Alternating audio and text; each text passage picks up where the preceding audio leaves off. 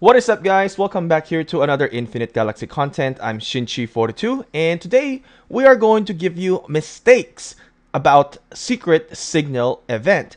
So we just finished this, and we made a lot of mistake, in my opinion, but I think we did really good as well.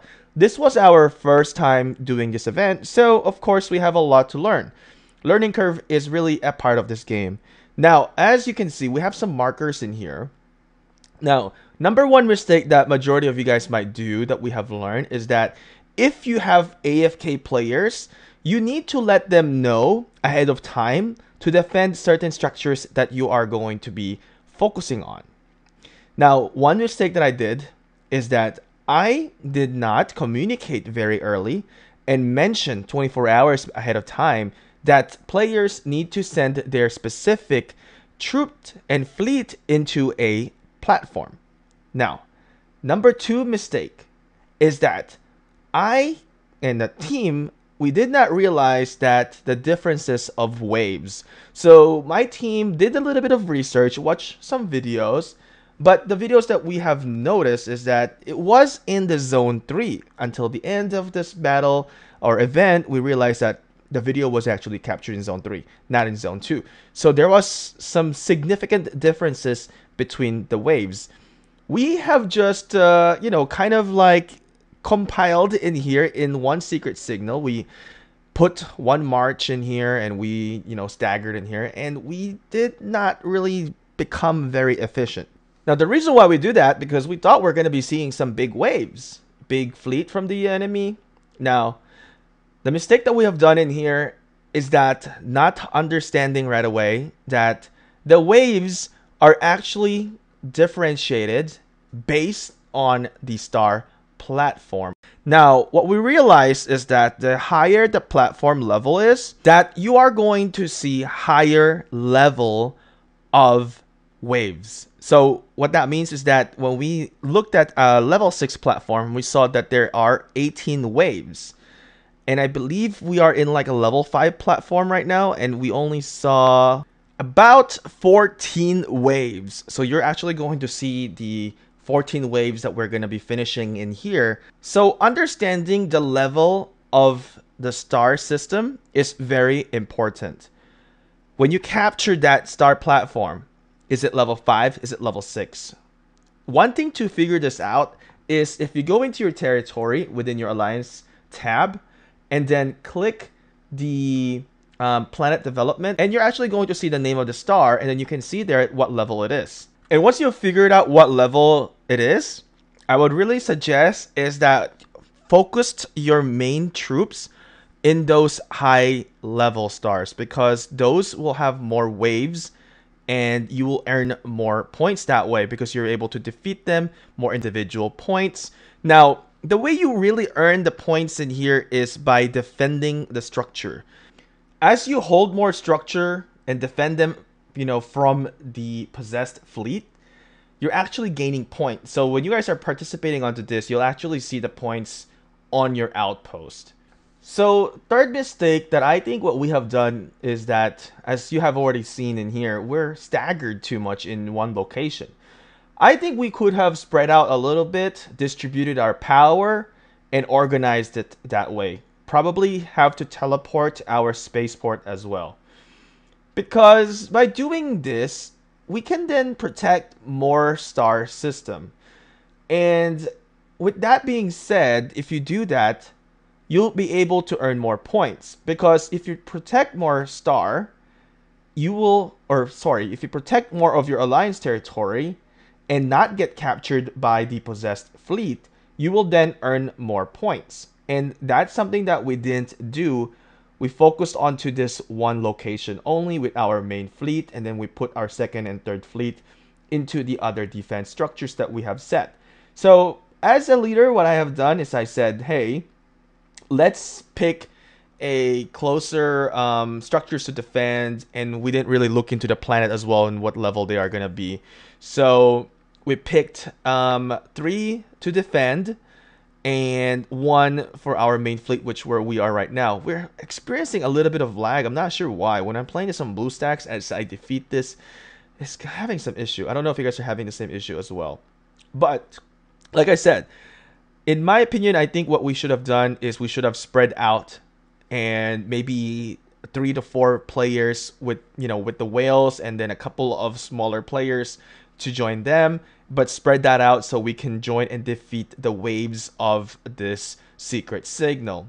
Number 4 mistake that I think what we have done is that the way we lined up our defense is not really good, because it was kind of like far away from the spaceport or the base or the hive. And I feel like what we should have done is pick those really surrounding us. So we could have picked a center spot and defended from there, or started from there from the hive. So what we could have done is, if we didn't spread out and we stick with one, all together, is that if we lose one of the star platform, we could retake it back, because as the possessed fleet defeat your garrison, they will take it. They will take those and they're going to stack inside. So the more that they stack inside, the stronger they get, and it's harder to capture. So one thing that you can do if you want to earn a lot of points is that as soon as that defense have been taken over, is to capture it right away.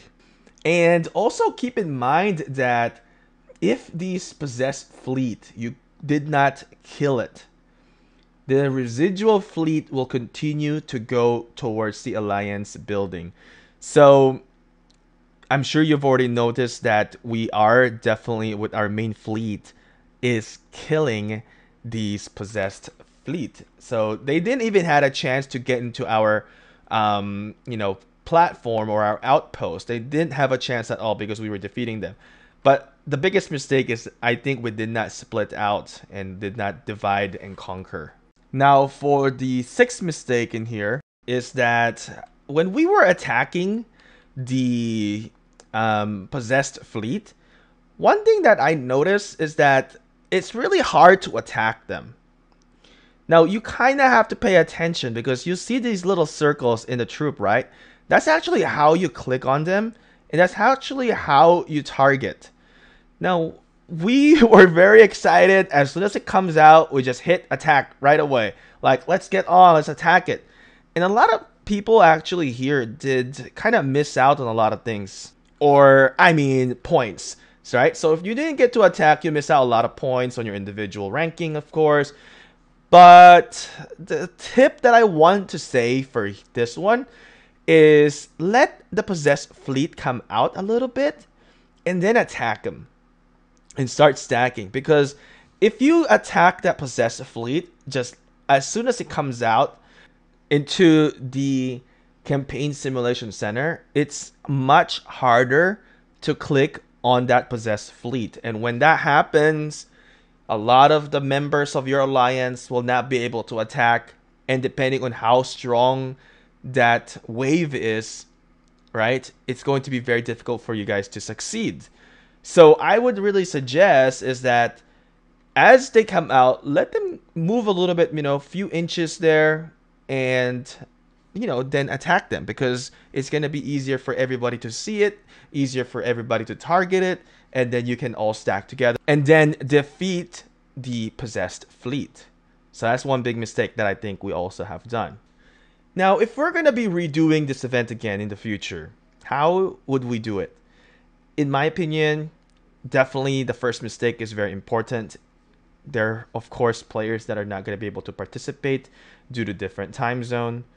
What I would definitely do is instruct everyone that are not going to be participating is to defend a structure. And I think we are going to definitely focusing on those higher level stars. Now, we are going to defend the stars, and we're also going to divide and conquer as well. We're going to have to set some groups, some bigger players here, some bigger players there, a little bit of the smaller players here with the bigger players, small players with the bigger players, and we're just going to have to divide it. And we also have to defend for those who are going to be AFKing. But if we do end up working onto those players who are AFK and they are garrison in there, and it's a lot of garrison actually, if it's full, then it's going to be really, really nice. And we can just leave that alone and let it be for that, just to earn their points. And then we'll constantly just try to, reinforce that eventually if we have extra marches from that. Now, keep in mind, as I am making this video right now, we are in a very early stages of the game. So some of our members doesn't have the second fleet or the third fleet, right? So I'm fortunate enough to have third fleet open, or you can say 3 flagships, right? So that's what the difficulty is, and not everybody has a lot of troops as well for us. And we, a couple weeks ago, we just had some war. Of course, everybody's recovering. So I think once in the future, once everybody is like established, have a lot of troops, and 3 flagship open, or 4 or 5, it's gonna be a lot easier on defending, and I think it's just going to flow very harmoniously. But for now, of course, with all this difficulty right now, with the flagship, with the amount of troops, it's a little bit difficult to play this event. And as you can see, I've lowered my graphics. I really am lagging. I'm not so sure why on BlueStacks. It's really, really odd that it is.